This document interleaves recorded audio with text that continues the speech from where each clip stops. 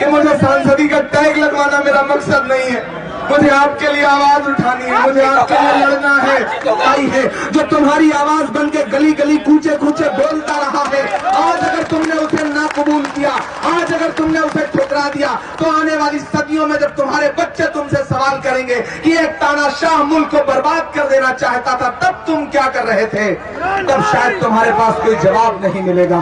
तुम्हारे बीच में पुड़िया छोड़ी जाएगी, तुम्हारे बीच में फतवे आएंगे, तुम्हारे बीच में ये समझाया जाएगा, लोग लगाए जाएंगे, टीम लगाई जाएगी, ये कहा जाएगा कि नहीं इन्होंने तो इनके लिए अपील कर दी, उन्होंने तो उनके लिए अपील कर दी। तो मुरादाबाद वालों सवाल जरूर पूछना कि ये अपील करने वाले लोग तब कहां थे जब जंतर मंतर पर नजीब की मां चीख चीख करके कह रही थी कि मेरा बेटा कहां है। उनसे पूछना जरूर कि ये अपील करने वाले लोग कब कहां थे जब ट्रेन में हाफिज जुनैद को कत्ल किया जा रहा था। ये अपील करने वाले लोग तब कहां थे जब 85 साल की दोनों आंखों की नाबीना मां पहलू खान की चीख रही थी, तब कहां थे ये लोग। पूछना जरूर। मुझे तुमसे सवाल करना है, मुझे तुमसे ये कहना है कि ये फतवे, ये अपीलें, ये पुड़िया, ये पर्चे, इनसे उबर जाओ। इन्होंने तुम्हारा बहुत नुकसान किया है मुरादाबाद वालों, मेरे अपनों। ऐसे लोगों को चुनो जिन्हें पार्लियामेंट में पहुंचने के बाद इस बात का खौफ न रहे कि पार्टी क्या सोचेगी, हमारा नेता क्या सोचेगा। मैं सिर्फ ये सोचूंगा कि मुरादाबाद की आवाम क्या सोचेगी। मेरी जवाबदेही मुरादाबाद के लिए है, मेरी जवाबदेही किसी और के लिए नहीं रहेगी। मेरी जवाबदेही सबसे पहले मुरादाबाद की आवाम के लिए रहेगी। मुरादाबाद वालों, मेरे अपनों, मैं अब अपनों ही कहूंगा आपको, आप चाहे जो फैसला करें।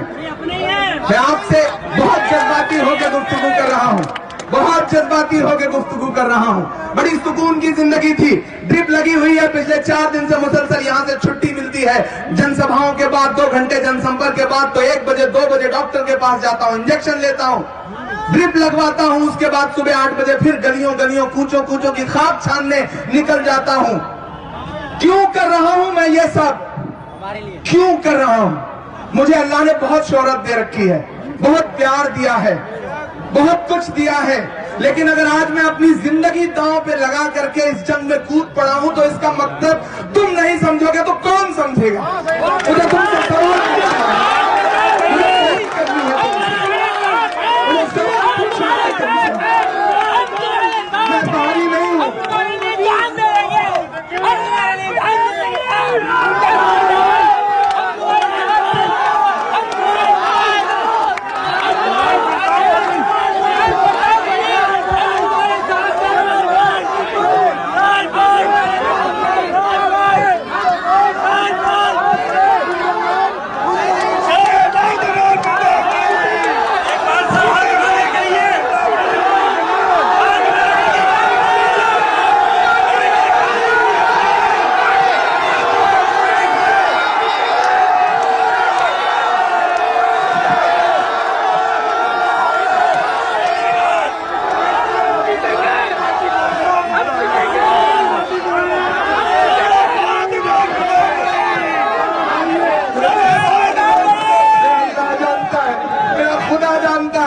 कि मुझे सांसदी का टैग लगवाना मेरा मकसद नहीं है।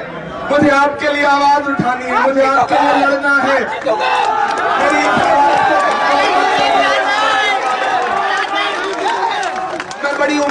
लेके तुम्हारे शहर में आया हूँ, मैं तुम्हारे शहर से जाने नहीं आया हूँ। मेरी माँ ने मुझे एक दिन फोन किया, जब मैंने पहले दिन तहसील स्कूल पे ये कहा कि मेरी मिट्टी मुरादाबाद की मिट्टी में मिल जाए, तो मेरी माँ ने मुझे फोन करके कहा कि तुम चुनाव हारो या जीतो, लेकिन इस तरह की बात मत करो, मरने की बात मत करो। लेकिन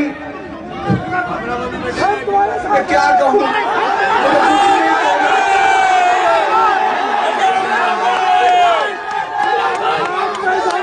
मैं बस इतना कह रहा हूँ कि मैंने तो अपनी जिंदगी वक्फ कर दी। मैं पिछले 8 साल से 10 साल से आपके लिए लड़ रहा हूँ, लोगों के इल्जामात झेलता हूँ, लोगों के ताने सुनता हूँ।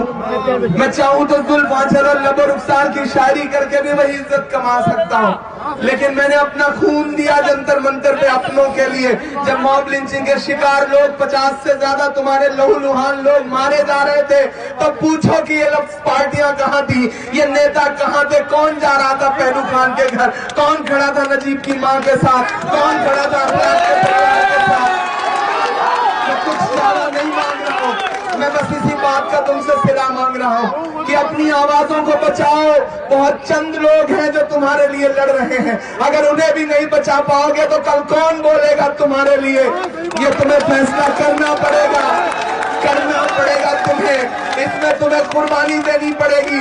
जब मकसद बड़ा होता है तो कुर्बानी देनी पड़ती है। मुरादाबाद वालों, ये मकसद बहुत बड़ा है, ये मकसद तुम्हारी आने वाली नस्लों का है। मुझे तुम्हारे लिए यूनिवर्सिटी बनानी है, मुझे तुम्हारे IAS IPS बच्चों के लिए फ्री कोचिंग बनानी है, मुझे स्कूल बनाने हैं, मुझे हिंदुस्तान के हर मजलूम इंसान की आवाज पार्लियामेंट में खड़े होकर के बोलनी है। आप सिर्फ मुरादाबाद के लिए सांसद नहीं चुनेंगे, आपको नहीं पता है कि हिंदुस्तान के हजारों बेजुबान लोग, हजारों मजलूम लोग मुरादाबाद वालों नमाजों में दुआएं कर रहे हैं कि तुम सही फैसला करोगे, तुम इमरान को पार्लियामेंट पहुंचाओगे। मैं गुजारिश करता हूँ, मेरे इन आंसुओं की लाज रखना, ये आंसू झूठे नहीं है, ये जबान झूठी नहीं है, मेरा दिल सच्चा है। मैं अल्लाह की पैगाम में खड़ा होकर ये कहता हूँ कि इस आवाज को कमजोर मत करने देना, इस आवाज को कमजोर मत करने देना। साजिशें होंगी, तुम्हें परगलाने की कोशिश की जाएगी, तुम्हें बहकाने की कोशिश की जाएगी, लेकिन ये इलेक्शन मैंने उसकी जात पे छोड़ रखा है। लोग कह रहे हैं उसके पास पैसे नहीं है, उसके पास गाड़ियां नहीं है, उसके पास धन दौलत नहीं है, बंदूकें नहीं है, गोलियां नहीं है। मेरे पास ईमान की ताकत है, मैं उसकी बुनियाद पे लड़ रहा हूँ, मैं उसकी बुनियाद पे लड़ रहा हूँ। अब मेरे इस धर्म को बचाने की जिम्मेदारी तुम्हारी है। मुझसे मेरे होने की पहचान नहीं ले सकते हो, जब तक रब ना चाहे मेरी जान नहीं ले सकते हो। मेरी सांसों में जलती बारूदें तो भर सकते हो, लेकिन तुम मुझसे मेरा ईमान नहीं ले सकते हो।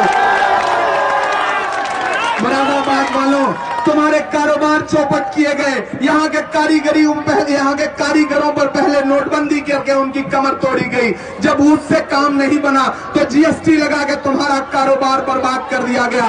मुझे सवाल उठाना है पार्लियामेंट में, मुझे राहुल जी के प्रधानमंत्री बनते ही उनके कुर्ते का दामन पकड़ के उनसे कहना है कि मुरादाबाद वालों का हक ज्यादा बनता है, क्योंकि मुरादाबाद में बहन प्रियंका दीदी की ससुराल है, ससुराल का हक ज्यादा बनता है, ज्यादा बनता है। राहुल जी कह रहे हैं कि